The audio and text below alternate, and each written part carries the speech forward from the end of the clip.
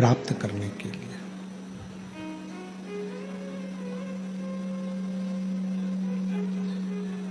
और श्रावण के महीने में शिव जी की अगर भक्ति कर रहे हो तो ये तुम्हारी इच्छा से नहीं। आवाज सेट नहीं है भैया, बिल्कुल भी गला पकड़ रहा है बहुत तेज। सावन के महीने में अगर भगवान शिव की भक्ति कर रहे हो, भगवान शंकर की अविरल भक्ति को धारण कर रहे हो, तो ये आपकी अपनी इच्छा से नहीं हुआ है। श्रावण महीने में अगर शिव भक्ति कर रहे हो, भगवान शंकर की अविरल भक्ति को धारण कर रहे हो, तो इसमें हमारी और आपकी इच्छा नहीं चलती, इसमें देवाधिदेव महादेव की स्वयं की इच्छा चलती है, तो कथा होती है। तो कथा श्रवण कर, ये चल रहे हैं तो कथा श्रवण कर पाते हैं। कल कथा में सुना था आपने और हमने कि शिव जी अपनी भक्ति से बल देते हैं। एक अलग से शक्ति, एक अलग से बल आपको और हमको प्राप्त होता है।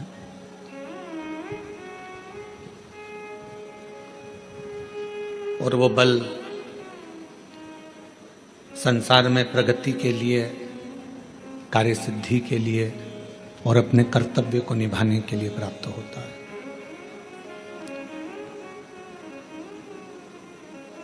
आज का समय, श्रावण महीने में लोग, बहुत सारे लोग ऐसे भी हैं जो बहुत आडंबर दिखावा ज्यादा करते हैं।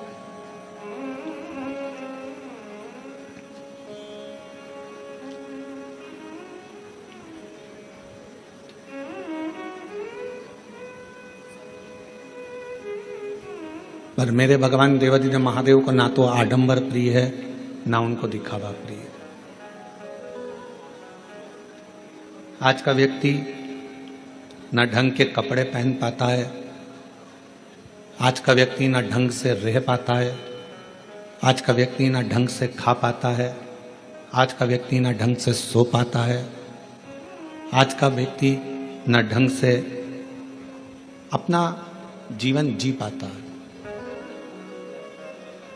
क्यों? क्योंकि वो अगर वस्त्र भी पहन रहा है तो स्वयं की आत्मा की प्रसन्नता के लिए नहीं पहन रहा, दूसरे को दिखाने के लिए कि आज मैं ये कलर की साड़ी पहन के जाऊंगी तो लोग को अच्छा लगेगा, आज मैं इस कलर का वस्त्र पहनकर जाऊंगा तो अच्छा लगेगा, आज मैं ऐसे कपड़े धारण करूंगी या करूंगा तो अच्छा लगेगा। ढंग का जीवन नहीं जी पा रहा।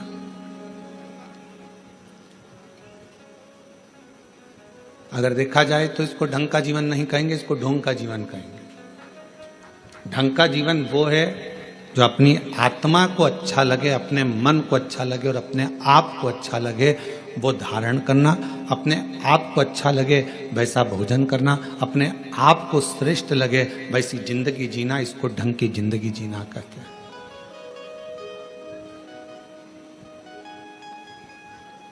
सावन चालू हो गया, कई लोग ऐसे होंगे कि हम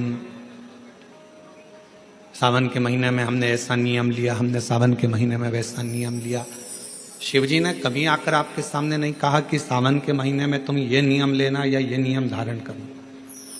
शिवजी एक बात जरूर कहते हैं कि जैसे ही श्रावण का महीना लगे इतना जरूर करना कि किसी का दिल मत दुखाना और बन सके तो मेरा भजन कर कर शिव की शरणागति में रहकर वृद्धजन, बुजुर्गजन, बड़ोजन का आदर करना सीख जाओ।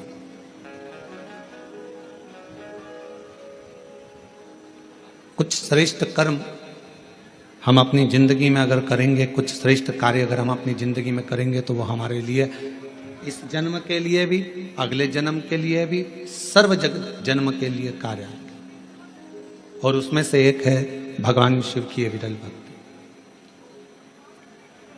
उसमें से एक है भगवान का भजन। और मैंने तेरे ही भरोसे बाबा तेरे ही भरोसे हवा बिच उड़ती जागी, बाबा डोर हत्थो छड़ी नाम कटी जागी। भोले मैं तेरी पतंग, शंभू मैं तेरी पतंग, हवा बिच उड़ती जावांगी, बाबा डोर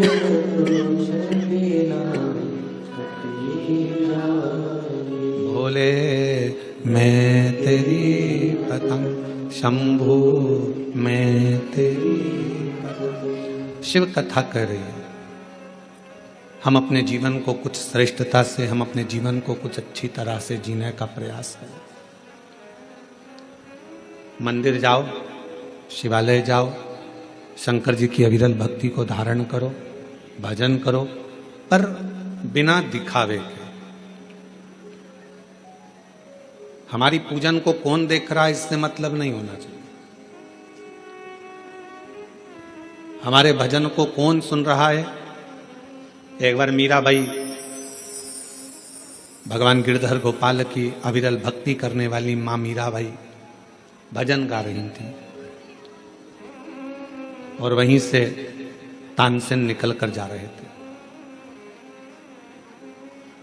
तानसेन ने मीराबाई का भजन सुना।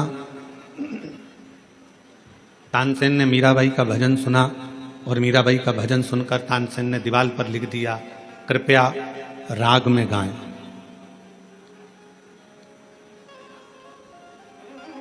अब तानसेन बहुत बड़ा संगीतकार है,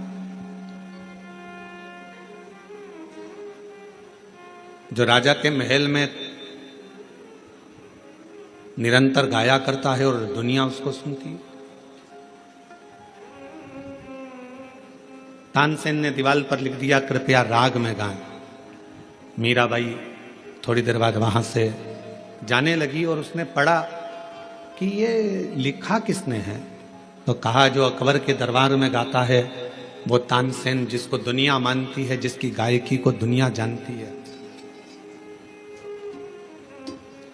जिसकी गायकी को दुनिया जानती है, वो तानसेन ने लिखा है मीराबाई तुम्हारे लिए कि कृपया राग में गाएं। मीराबाई ने कलम उठाई, जहां राग लिखा था उसके आगे अनु लिख दिया। अब कौन सा शब्द हो गया? अनुराग। मीराबाई चली गई और मीराबाई जैसी गई, थोड़ी देर बाद तानसेन निकल कर जा रहे थे तो तानसेन ने फिर देखा कि मैंने लिखा था कृपया राग में गाएं, और अब इसमें अनु किसने जोड़ दिया। तो कहा, मीराबाई यहां से आवाज बिल्कुल ठीक नहीं है, आवाज गूंज रही है, साथ में बिल्कुल आवाज खींच रही है। यहां लिखा किसने? तो कहा, तानसेन निकल कर जा रहे थे और उन्होंने लिखा है कृपया। यहां तानसेन निकल कर जा रहे थे, उन्होंने लिख दिया कृपया राग में गाएं। मीराबाई ने उसमें अनु लगा दिया और तानसेन वापिस निकल कर जाने लगे। तो तानसेन ने देखा यहां किसी ने लिखा है कि अनु राग में गाएं, अनुराग में गाएं। तानसेन ने मीराबाई के चरणों को पकड़ लिया। मीरा तो बिल्कुल सत्य कहती है कि भगवान को रिझाना है तो अनुराग में गाना होगा और दुनिया को रिझाना है तो राग में गाना होगा। दुनिया राग से रीझती है और भगवान अनुराग से रीझता है। परमात्मा को रिझाने के लिए किसी राग की जरूरत नहीं पड़ती है। परमात्मा को रिझाने के लिए किसी वस्तु की जरूरत नहीं पड़ती, किसी दिखावे की जरूरत नहीं पड़ती। उसको तो राग नहीं, अनुराग चाहिए। आपकी अविरल भक्ति चाहिए, आपका विश्वास, आपकी दृढ़ता, आपकी लगनता, आपकी एकाग्रता भगवान को चाहिए। और जिसने भगवान को राग से नहीं अनुराग से निभाना, उसको प्रसन्न करना प्रारंभ कर दिया, शिव को सामने एकदम प्रकट पाओ सामने। आज आप और हम सावन के महीने में जो बहुत बहुत एक लोगों का हुजूम देखते हैं, भीड़ देखते हैं, तो जितने भी भीड़ में लोग खड़े हैं उनको एक बात का स्मरण होना चाहिए कि आप उसके मंदिर में खड़े हो जिसको आडंबर पसंद नहीं, आप उसके शिवालय में खड़े हो जिसको दिखावा पसंद है, आप उसके सम्मुख में खड़े हो जिसको किसी वस्तु का मोह नहीं है। मोह होता तो सोने की लंका रावण को नहीं देते, मोह होता तो माता लक्ष्मी की मां ख्याति देवी भगवान शंकर के साथ लक्ष्मी जी का विवाह करना चाहती, पर भगवान शिव ने मना कर दिया कि मैं लक्ष्मी से विवाह नहीं करूंगा। कि मोह होता तो लक्ष्मी से विवाह होता, सोने का महल होता, मोह होता तो कुबेर को जो धन दिया वो सारा धन शिव का होता। पर भगवान शंकर मोह को त्यागे हैं, काम को जलाकर भस्म करने वाले हैं, आसक्तियों से दूर है, तृष्णा वासना ये सब मेरे शिव से बहुत दूर है, ये उनके पास है ही। और शायद इसीलिए शंकर की भक्ति करने वाले को सबसे पहले शंकर भगवान खूब परखते हैं। एक एक रिश्तेदार को परखा देगा मेरा शंकर भगवान, एक एक व्यक्ति को परखा देगा शिव।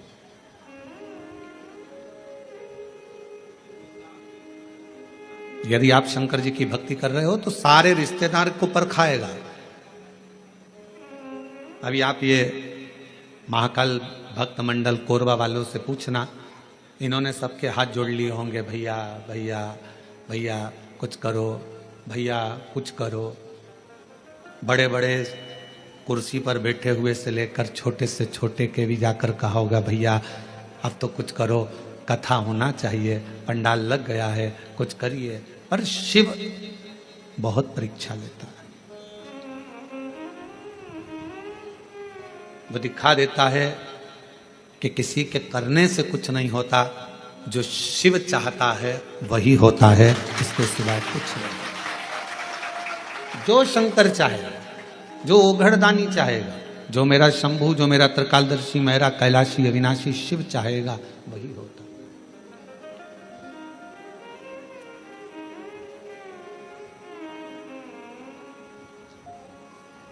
लाख कोई बुरा चाहे तो क्या होता है, वही होता है जो मेरा महादेव महाकाल चाहता है, वो चाहेगा। एक एक को परखाता है मेरा शंकर भगवान, एक एक को पूर्व की परीक्षा लेगा सब।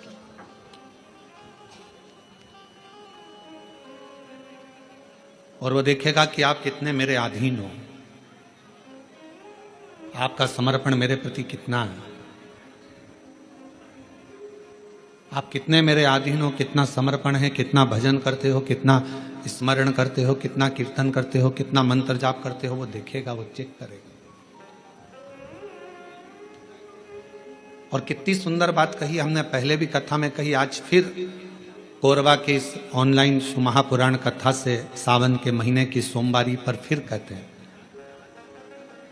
अगर शंकर जी का मंदिर तुम जा रहे हो, शिव जी पे जल चढ़ाने के लिए जा रहे हो, तो निवेदन है बीच में तुम्हारी मौसी, काकी, मामा, फूफा, सहेली, रिश्तेदार का नातेदार, बेस्ट फ्रेंड किसी का भी घर पड़ जाए, शंकर के मंदिर जाते समय और शंकर के मंदिर से वापस घर आते समय किसी के दरवाजे पर मत रुको, सीधे अपने घर पर ही रुको।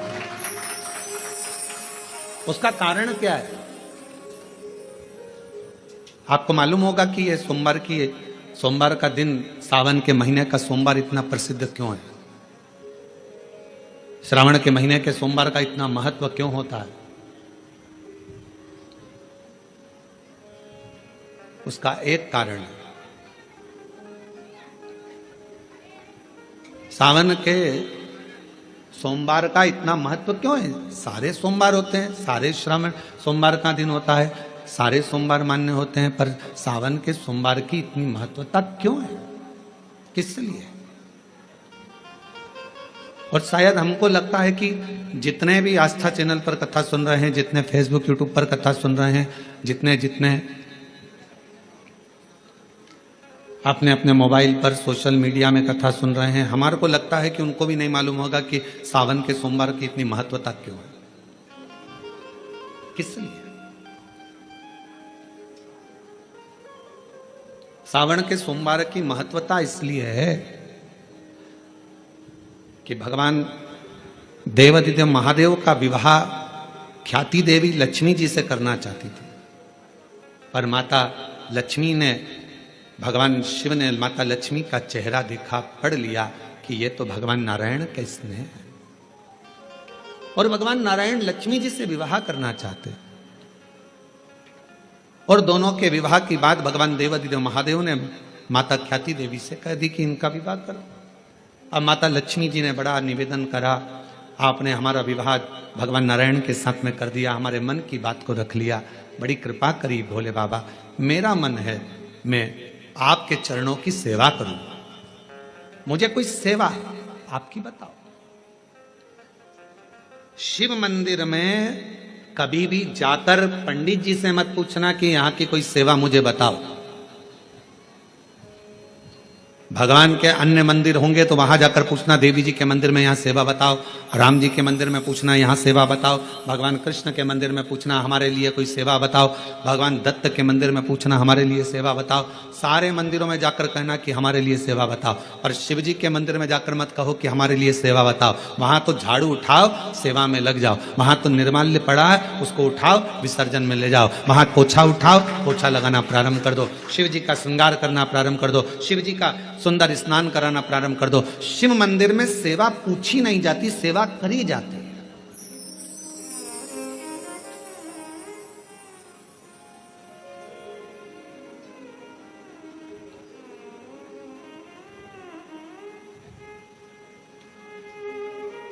वहां सेवा करना पड़ती है। एक राज सिंहासन पर बैठने पर, एक कुर्सी पर बैठने पर, एक पद पर बैठने पर आपका कर्तव्य है कि आप बीच राह में से निकल कर जा रहे हैं, राज्य में से निकल कर जा रहे हैं, कोई दुखी आपको दिख रहा है, कोई गलत कार्य हो रहा है, आप अच्छे सिंहासन पर बैठे हैं, पद पर बैठे हैं, कुर्सी पर बैठे हैं, प्रतिष्ठा में बैठे हैं, आपकी बात दुनिया मानती है, तो आप उस गलत चीज को, गलत काम को हटाकर कुछ अच्छा कर सकते हो। आपको करना है, आप सेवा के लिए तत्पर रहें।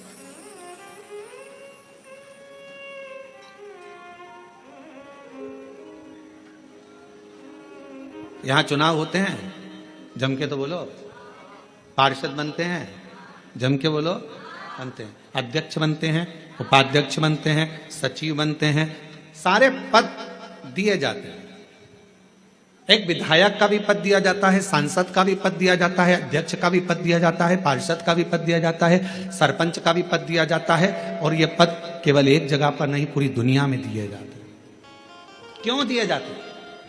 पार्षद जिस वार्ड का पार्षद होता है, जिस क्षेत्र का पार्षद होता है, उस क्षेत्र के पार्षद को, उस क्षेत्र के लोगों को बोलना ना पड़े कि पार्षद साहब हमारी ये नाली की प्रॉब्लम है, हमारी रोड की प्रॉब्लम है, हमारी ये प्रॉब्लम है। पार्षद उसी क्षेत्र का है, उसी कॉलोनी का है, उसी सोसाइटी का है। वो वहां घूमे और घूमने के बाद वो देखे कि मुझे सेवा का मौका कहाँ मिलेगा, मैं कहाँ सेवा करूं, मैं ये नाली बनवा दूं कि रोड बनवा दूं कि मुझे ये करना है। वहां कहना नहीं पड़े, शंकर के मंदिर में कहना ना पड़े कि तुम्हें ये करना।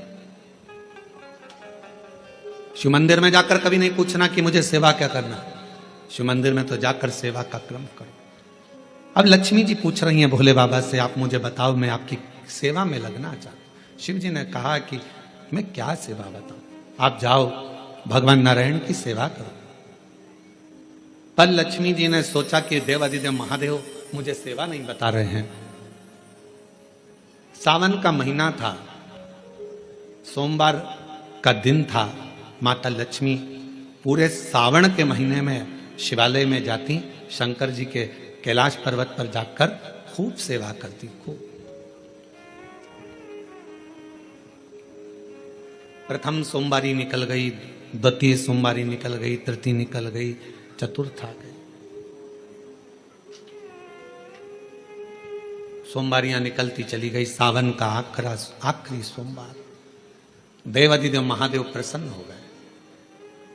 लक्ष्मी को बुलाया, हे लक्ष्मी, पूरी दुनिया में केवल महासंबोधन मेरे नाम के आगे लगा है, लोग मुझे देवादिदेव महादेव कहते हैं। सारी पुराणों को केवल पुराण कहा जाएगा, पर शंकर की पुराण को भी महासंबोधन से संबोधित किया जाएगा, शिव महापुराण। लक्ष्मी मुझसे जो जुड़ा हुआ है, मेरे नाम के आगे महासंबोधन लगा हुआ है, लोग मुझे महादेव कहते। और लक्ष्मी, तूने पूरे श्रावण के महीने में मेरी सेवा करी है, और आज सोमवारी के दिन तूने मेरी अविरल भक्ति को धारण करा है, बिना पूछे सेवा में, बिना दिखावे के तल्लीन